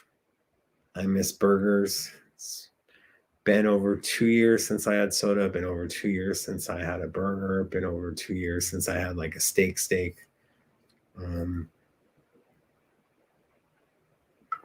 Eat plant-based food a lot. Eat chicken from time to time. Super limited. Yeah, I do eat like an old person, but at least I'm here for a while, right? I had bad stuff for a long time. So we'll see about Kylie in the future. Just the songs they did for her, huh? So being a diabetic, soda isn't exactly good for you.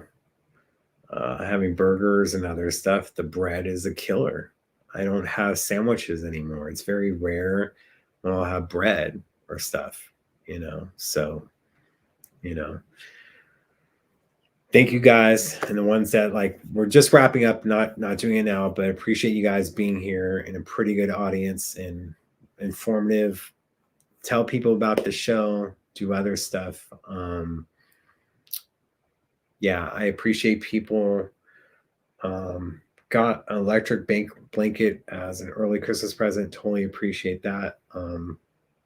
Got a candle. Got something else. It was from someone, and I just don't want to open it till Christmas because I'm not going to have a lot to open. But I'm thankful. Yeah, and I'll have like the plant-based lasagna. I think I said this before. It'll be like $5, and it's very tiny. And then, of course, you have a meat lasagna. The thing is 3 times the size and $2.50. So,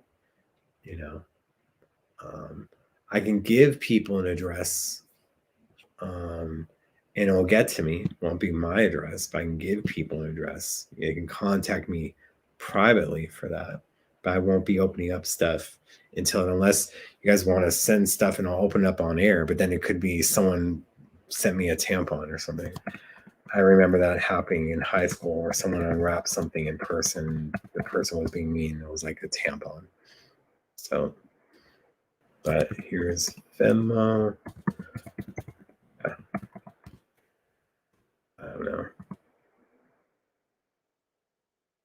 kind of like sucked for the person is the only thing I can think of.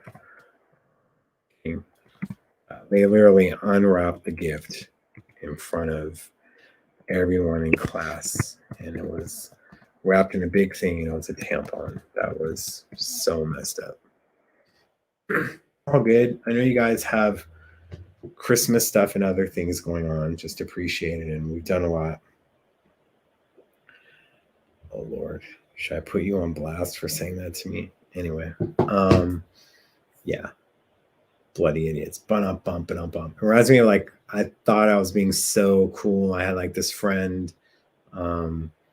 His cousin was visiting overseas, and I took him like the Versace outlet store. He's like, "Oh my god, this shirt's only $300 here when it's like $800 over there." And then talked with the whole accent and overseas accent, UK, and I went, "So, if you are dating a girl and you have sex with her when she's menstruating, would that be what you would call a bloody good shag?" I don't think he was super impressed by the joke. So, anyway, I digress. Those are the things that go on. No hats tonight. Hopefully the hair was all right. Hopefully I looked at the camera a lot. So, yeah. Those are the things that goes on. Yeah. Sorry, bad joke. I didn't say I always had own to it. Yeah. I won't quit my day job, that's for sure. Don't tip your waiters. All right. We'll have this show go right to around the 2-hour mark. So I got less than 4 minutes left. What's on my shirt? It is, let's put this away. Like I'm going to be on Melrose Avenue and then got to worry about people coming after me. It's Superman versus Ali. It's a famous comic book cover from the 70s. And if you read the comic, Ali actually wins this fight. So what am I doing for Xmas?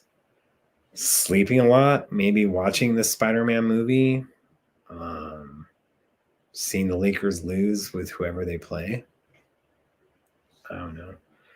Unfortunately, since the Spider-Man movie won't be on Disney Plus, I'll have to go to a theater. It kind of scares me, but so yeah.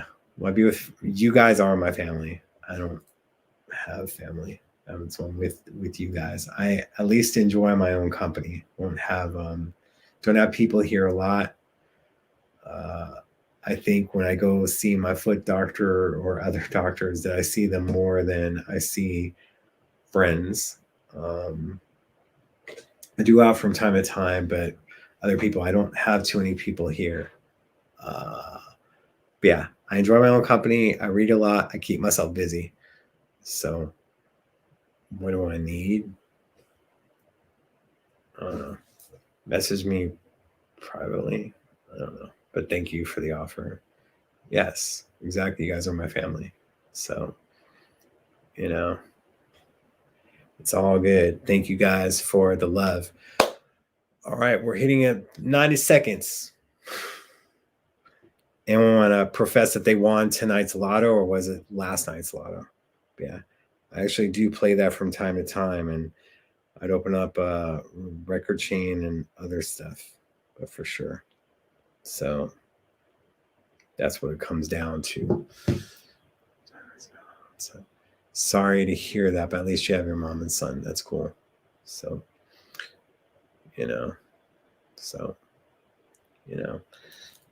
winning that major lotto would be awesome.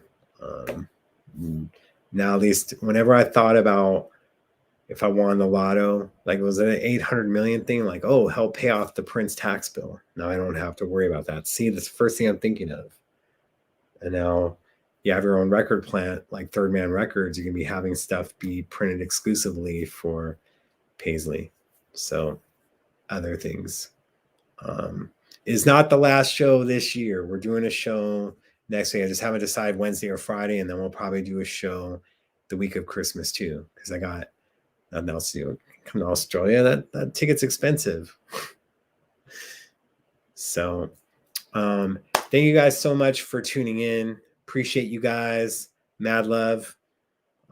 People that aren't watching this live, appreciate you. Hopefully there's a lot of knowledge dropped.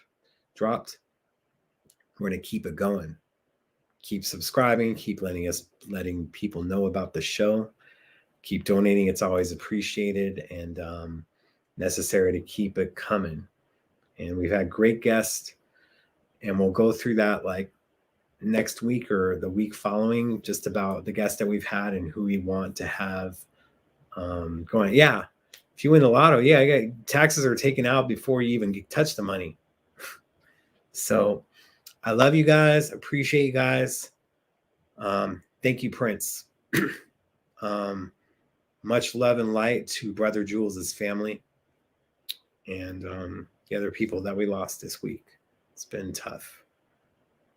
And Mr. Tate.